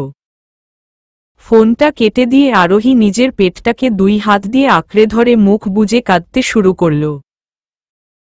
সেদিন সারা রাত আরোহী ভালো করে ঘুমাতে পারল না। এপাশোপাশ করতে করতেই সারা রাত কেটে গেল। ফজরের নামাজের সময় হয়ে এলে উঠে নামাজ পড়ে নিল মেয়েটা। আল্লাহর দরবারে কিছুক্ষণ কান্না করার পর মনটা আস্তে আস্তে হালকা হতে শুরু করল তার। নামাজ শেষ করে আরোহী নিজের রুম থেকে বাইরে বেরিয়ে এলো। ঘরের মধ্যে আর থাকতে পারলাম না। গতকাল রাতে নেওয়া সেই সিদ্ধান্তটার কথা ভাবলেই কেমন যেন ভারী ভারী হয়ে যাচ্ছে মনটা। আচ্ছা, আমি কি সত্যিই একটা ভালো ডিসিশন নিতে পারলাম? নাকি বরাবরের মতো এবারও সিদ্ধান্ত নিতে আমি ভুল করেছি? না, কিচ্ছু বুঝতে পারছি না। আমার যে এখন কি করা উচিত তার কিচ্ছু বুঝতে পারছি না। তার উপর রাফসানও যে কি সব বলছে। আচ্ছা, আমি যদি এসব কিছু একবার একটু অধরাকে বলি তাহলে কেমন হবে? মেয়েটা তো অবশ্যই আমাকে বুঝবে। আমাকে অবশ্যই বলতে পারবে যে আমার এখন কি করা উচিত। হ্যাঁ, এটাই ভালো হবে। আমাকে এখন ওর কাছেই যেতে হবে। আরোহী তাড়াতাড়ি সিঁড়ি দিয়ে উঠে অধরার ঘরের সামনে গেল। কিন্তু দরজায় একটা টোকা দিতে যেয়ে মেয়েটা হঠাৎ থেমে গেল। কয়েক পা পিছিয়ে এসে মনে মনে বলল, অধরাকে বলে দেব সবটা? কিন্তু কি বলবো আমি ওকে? রাফসানের কাছ থেকে আমার পালিয়ে আসাটা বলবো? নাকি রাফসান ফোনে আমাকে যে কথাগুলো বলল সেগুলো ওকে জানাবো?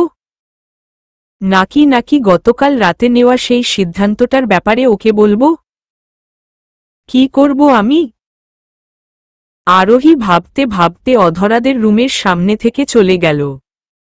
দোতলার রেলিং ধরে হাঁটতে হাঁটতে মেয়েটা নিজেকে নিয়ে ভাবতে লাগল। হঠাৎ কোণার দিকে একটা ঘরের দরজার ওপরে আরোহীর চোখ পড়ল। এই ঘরটার তালাটা খোলা কেন? এটাকে তো সবসময় বন্ধ করে রাখতে দেখেছি। তাহলে আচ্ছা, কি এমন আছে এই ঘরে? কেন এটাকে এভাবে তালা দিয়ে রাখা হয়? দেখি তো একবার। আরোহী আস্তে করে রুমের দরজাটা খুলল। তারপর ভেতরে ঢুকল। কিন্তু রুমের ভেতরে যাওয়ার পর চারদিকে একবার চোখ বোলাতেই মেয়েটার মুখটা হা হয়ে গেল। আরোহী দেখল রুমের 4টা দেয়াল জুড়ে শুধুই বাচ্চাদের ছবি। আর রুমটির মেঝে বাচ্চাদের খেলনা আর জামা কাপড়ে ভরা। এত খেলনা, এত জামা কাপড়। এবার আরোহীর চোখ গিয়ে পড়ল অধরার উপরে। অধরা রুমটির এক কোণায় চুপ করে বসে রয়েছে। ওর এক হাতে একটা ঝুনঝুনি আর অন্য হাতে রয়েছে একটা জামা।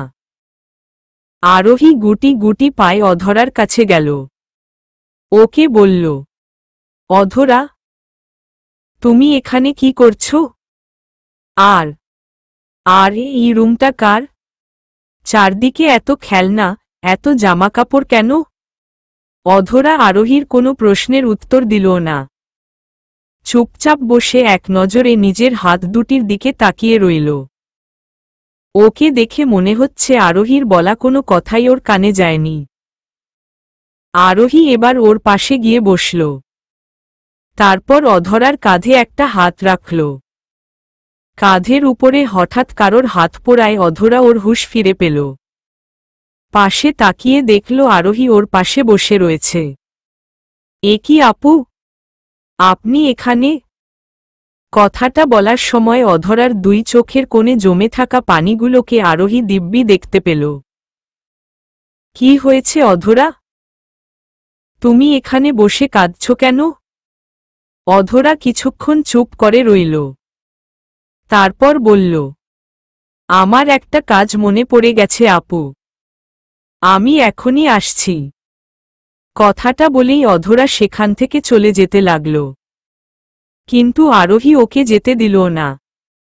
ওর হাতটা ধরে ওকে থামিয়ে দিল। তারপর উঠে দাঁড়িয়ে বলল, চলে যাওয়ার আগে আমার প্রশ্নগুলোর উত্তর দিয়ে যাও অধরা। তুমি এখানে বসে এভাবে কাঁদছিলে কেন? আর চারদিকে এসব কি? এই সব আমাদের সন্তানের জন্য ছিল। সেই সন্তান যাকে আমরা হারিয়ে ফেলেছি। কথাটা বলতেই অধরার দুচোখের কোণে আবারও পানি এসে জমল। অধরার কথা শুনে আরোহীর মনটাও খারাপ হয়ে গেল। অধরা জানালার কাছে গিয়ে দাঁড়াল। তারপর বলল, 4 মাস। 4 মাসের জন্য আমি আমার সন্তানকে পেয়েছিলাম। মাত্র 4টা মাস। এই 4 মাসে আফনান আমার থেকেও বেশি ভালোবেসে ফেলেছিল ওকে। আমাদের সন্তানকে নিয়ে স্বপ্ন দেখতে দেখতে আফনানের দুচোখ ভরে গিয়েছিল। জানেন আপু, আমি শুনেছিলাম একটা সন্তানকে পৃথিবীতে আনার জন্য তার মাই সবথেকে বেশি অপেক্ষা করে। কিন্তু আমি বলবো, আমাদের সন্তানের জন্য আমার থেকেও বেশি অপেক্ষা আফনান করেছিল। জানেন আপু, যখন প্রথমবার আফনান জানতে পারল যে ওর অংশ এই পৃথিবীতে আসতে চলেছে তখন ও অনেক খুশি হয়েছিল। ওর মুখ থেকে যেন আলো ফুটছিল। এসব খেলনা, এসব জামাকাপড় আফনানি অনা আপুকে দিয়ে আনিয়েছিল। আমাদেরকে নিয়ে ওর উচ্ছ্বাসটা আসলেই দেখার মতো ছিল। ও সবসময় আমার সাথে ছায়ার মতো লেগে থাকত। না, ভুল বললাম। ছায়া হয়ে থাকার কথাটা বলা যাবে না। কারণ যখন আমরা অন্ধকারে থাকি তখন আমাদের ছায়াও আমাদেরকে একা রেখে চলে যায়। কিন্তু আফনান আমাকে একা থাকতে দিত না। প্রয়োজন হোক বা না হোক আমি সবসময় ওকে আমার পাশে পেয়েছিলাম। জানেন আপু, আমার যত্ন করতে করতে আফনানের দিন শুরু হতো আর রাত শেষ হতো আমাদের সন্তানকে নিয়ে ভাবতে ভাবতে। অনেক কিছু ভেবে ফেলেছিল আফনান। অনেক স্বপ্ন দেখে ফেলেছিল। কিন্তু ওর কোনো স্বপ্নই, কোনো ভাবনাই আর সত্যি হল না। অধরার কথাগুলো শুনে আরোহী মাথা নিচু করে ওর পাশে গিয়ে দাঁড়িয়ে রইল। অধরা আবার বলল, দিশা আপু এমনটা কেন করল বলুন তো আপু? একটা নিষ্পাপ শিশু যে কিনা তখনও পৃথিবীর আলো দেখেনি তাকে শাস্তি দিয়ে কি এমন শান্তি পেলেন উনি? দিশা শুধু তোমার বাচ্চাকে নয় অধরা, তোমাকেও মেরে ফেলতে চেয়েছিল। বিশ্বাস করেন আপু, আমার সাথে উনি যা যা করেছেন তার জন্য আমি হয়তো ওনাকে ক্ষমা করে দিলেও দিতে পারতাম, কিন্তু উনি যেটা আমার বাচ্চার সাথে করেছেন সেটার জন্য ওনাকে আমি কখনো ক্ষমা করতে পারব না। কখনোই না। আচ্ছা অধরা, একটা কথা জিজ্ঞেস করি?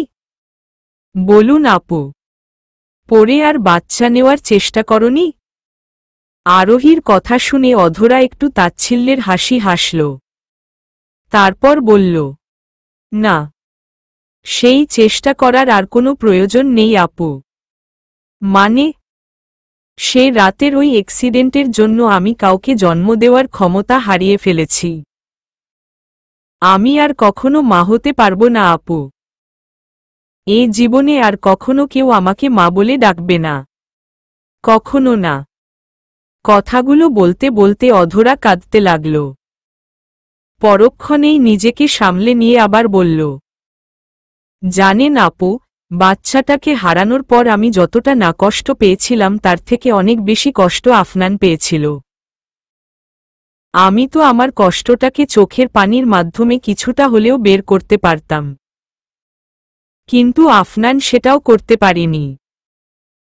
তবে মাঝরাতে না ঘুমিয়ে বারান্দায় দাঁড়িয়ে নিজের ভেঙে যাওয়া আশা আর স্বপ্নগুলো নিয়ে ভাবতে আমি ওকে দেখেছি। মুখে বলতো যে ও ঠিক আছে, কিন্তু আমি ওর ভাঙা মনের আওয়াজগুলোকে ঠিকই শুনতে পেতাম। জানেন আপু, একটা মা কেন মহান হয়? কেন? কারণ সে তারই মতো একটা মানুষকে জন্ম দেয়। একটা মা যেভাবে তার সন্তানকে ভালোবাসতে পারে, পৃথিবীতে আর কেউ সেটা করতে পারে না। একদিকে নিজের সন্তান আর অন্যদিকে যদি তার মৃত্যু থাকে, তাহলে একজন মা নিজের সন্তানকেই সবসময় বেছে নেয়। সন্তানকে বাঁচাতে একজন মা নিজের মৃত্যুকেও তোয়াক্কা করে না। এজন্যই তো মাকে মা বলে ডাকা হয়। আর মাই মহান হয়। আপনিও তো একদিন মা হবেন। আর আমি দোয়া করব, আপনি যেন খুব ভালো একজন মা হতে পারেন।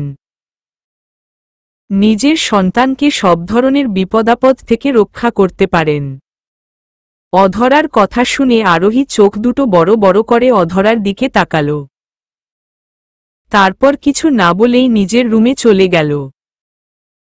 নিজের রুমে এসেই আরোহী বালিশের নিচ থেকে নিজের ফোনটা বের করল। তারপর রাফসানকে একটা কল দিল, কিন্তু রাফসানের ফোনটা বন্ধ পেল। আরোহী এবার তাদের বাড়ির টেলিফোনে কল দিল, কিন্তু কেউ এসে ফোনটা রিসিভ করল না। আরোহী আরও অস্থির হয়ে উঠল। সবশেষে আর কোনো উপায় না পেয়ে আরোহী নিজের শাশুড়ি মাকে কল দিল। প্রথমবারে কেউ ফোন ধরল না, তবে দ্বিতীয়বারে ফোনটা রিসিভ করা হল। ফোনের ওপাশ থেকে আরোহীর শাশুড়ি মা ঘুম জড়িত কণ্ঠে বলল, হ্যালো, কে বলছেন? আমি, মা আরোহী বলছি। আরোহীর কথা শুনে উনি ধরফরিয়ে উঠলেন। তুমি? হ্যাঁ মা, আপনাকে এই কয়েকদিনে কতবার ফোন দিয়েছি, কিন্তু আপনি রিসিভ করেননি। তোমার মতো একটা মেয়ের সাথে আমি কখনোই কথা চাই না। আর ফোন দিবে না, বুঝলে? শাশুড়ি মায়ের এমন ব্যবহার দেখে আরোহী যেন আকাশ থেকে পড়ল। এসব আপনি কি বলছেন মা? ঠিকই বলছি। তোমার মতো একটা চরিত্রহীন মেয়ের সাথে আমাদের কারোর কোনো সম্পর্ক থাকতে পারে না। মা, আপনি আমাকে চরিত্রহীন বললেন? বেশ করেছি বলে। চরিত্রহীন মেয়েকে চরিত্রহীন বলবো না তো আর কি বলবো? নিজের স্বামী সংসারকে ছেড়ে দিয়ে যে অন্যত্র এভাবে পালিয়ে যায়, তার চরিত্রে তো অবশ্যই কোনো সমস্যা আছে। আমি পালিয়ে এসেছি মা? ওই বাড়ি ছেড়ে চলে আসার প্ল্যানটা কি আমার ছিল? না, এসব কিছু আমি আপনার কথা মতো করেছি। আপনিই আমাকে বাসা থেকে চলে যেতে বলেছিলেন। আপনি বলেছিলেন, আমি যদি বাসা থেকে কয়েকদিন একটু দূরে থাকি তাহলে রাফসান ওর জেদটা ছেড়ে দেবে। কিন্তু এখন আপনার কি হলো মা? আমি তোমাকে এসব করতে বলেছি বৌমা? কখন বললাম আমি? তুমি এসব মিথ্যা কথা বলে আমাকে কেন ফাঁসাতে চাইছ? আমি আপনাকে ফাঁসাতে কেন চাইব মা? আর আমি তো কোনো মিথ্যা বলছি না। চুপ করো তুমি। আমি আর তোমার সাথে কথা বলতে চাই না। তুমি আর কখনো আমাকে ফোন দিবে না। রাফসানও এখন আর তোমাকে চাই না। ও তোমাকে ছেড়ে দিয়ে সুইটিকে বিয়ে করবে। আর এটাই ভালো হবে। বুঝলে? এবার ফোন রাখছি। উনি ফোনটা কেটে দিল। আরোহী আর ফোন দিল না। কারণ ওর বোঝা হয়ে গেছে যে ওর শাশুড়ি মা ওকে ঠকিয়েছে। মেয়েটা জানালার ধারে যেয়ে নীরবে কাঁদতে লাগল। সকালের নাশতা খাওয়ার জন্য এক এক করে সবাই টেবিলে এসে হাজির হল। নিজেকে একটু গুছিয়ে নিয়ে আরোহীও সেখানে এলো। খেতে খেতে হঠাৎই তানিয়া বেগমের নজর গিয়ে পড়ল আরোহীর উপরে। উনি বেশ কড়া নজরে মেয়েটাকে দেখতে লাগলেন। আরোহীর দিকে এভাবে তাকিয়ে থাকায় আরিফা বেগম তাকে ফিসফিস করে বললেন, কি হলো ভাবি? আপনি এইভাবে আরোহীর দিকে তাকিয়ে আছেন কেন? ছোট, আরোহীকে দেখে তোর কেমন যেন মনে হচ্ছে না? তানিয়া বেগমের কথা শুনে আরিফা বেগমও এবার আরোহীর দিকে তাকালেন। কই, কিছুই তো মনে হচ্ছে না ভাবি। সবই তো স্বাভাবিক আছে। না রে ছোট, মেয়েটার মুখ থেকে কেমন যেন একটা আলো ফুটছে। ওর শরীরটাও বেশ ফোলা ফোলা লাগছে। এই ফোলার বিষয়টা বলতে পারবো না, তবে ওর মুখে আমি মনে হয় এক মাতৃত্বের আভা দেখতে পাচ্ছি, যেটা সব মেয়েদের মুখেই দেখা যায় যখন তাদের গর্ভে সন্তান আসে। তাহলে কি আরোহীও? কিন্তু ভাবি, এমন কিছু হলে তো অধরা আর আফনান জানতো আর আমাদেরকেও বলতো। হ্যাঁ, তবে মা, চাচি, তোমরা খেতে খেতে এত ফিসফিস করে কি বলছো? না রে আফনান, কিছু না। আর কেউ কিছু বলল না। সবাই চুপচাপ খেতে লাগল। কিন্তু আরোহী কিছুই ভালো করে খেতে পারল না। সব খাবারই তার মুখে স্বাধীন বলে মনে হচ্ছে। তবুও সবার মধ্যে থাকায় জোর করে খাবারের লোকমাগুলো মুখের মধ্যে দিতে হচ্ছে তার। কিছু সময় পরে আরোহী হঠাৎ চেয়ার থেকে উঠে মুখ চেপে নিজের রুমের দিকে দৌড় দিল। পিছন থেকে অনেকেই অনেক প্রশ্ন করল, কিন্তু মেয়েটা তাদেরকে কিছুই বলতে পারল না। আপুর হঠাৎ কি হলো? চলো, ঘরে গিয়ে দেখে আসি। আফনান আর অধরা আরোহীর ঘরের দিকে গেল। তাদের পিছু পিছু আরিফা বেগম আর তানিয়া বেগমও গেলেন। তারা রুমে গিয়ে দেখলেন আরোহী তখন ওয়াশরুম থেকে বের হচ্ছে, সারা মুখে তার পানির ঝাপটা। অধরা তাড়াতাড়ি মেয়েটার কাছে গেল। তাকে ভালোভাবে ধরে নিয়ে বলল, আপু, আপনি ঠিক আছেন? কি হয়েছিল হঠাৎ আপনার? এখন কি বমি করলেন? হুম। ও আসুন আপু, এই চেয়ারে বসুন। অধরা আরোহীকে একটা চেয়ারে বসিয়ে দিল। তানিয়া বেগম এবার আফনানকে বললেন, আফনান, তুই তাড়াতাড়ি একটা ডাক্তারকে খবর দে তো। আমার মনে হয় কোনো সুসংবাদ আসতে চলেছে। তানিয়া বেগমের কথা শুনে সবাই অবাক চোখে তার দিকে তাকিয়ে রইল। নিজের দিকে এভাবে সবাইকে তাকিয়ে থাকতে দেখে তানিয়া বেগম আবার বললেন, তোরা সবাই এভাবে আমার দিকে তাকিয়ে আছিস কেন? আফনান, কি বললাম তোকে? ডাক্তারকে ফোন দিয়ে বাড়িতে আসতে বল। আফনান একবার আরোহীর দিকে তাকাল। তারপর পকেট থেকে ফোন বের করতে লাগল। ডাক্তারের নাম্বার বের করে তাকে ফোন দিতেই যাবে এমন সময় আরোহী উঠে বলল, ডাক্তারকে ফোন দেওয়ার কোনো দরকার নেই। সত্যিটা আমি সবাইকে বলছি। সত্যি? কি সত্যি আপু? আন্টি ঠিকই ধরেছেন অধরা। আমি মা হতে চলেছি। চলবে।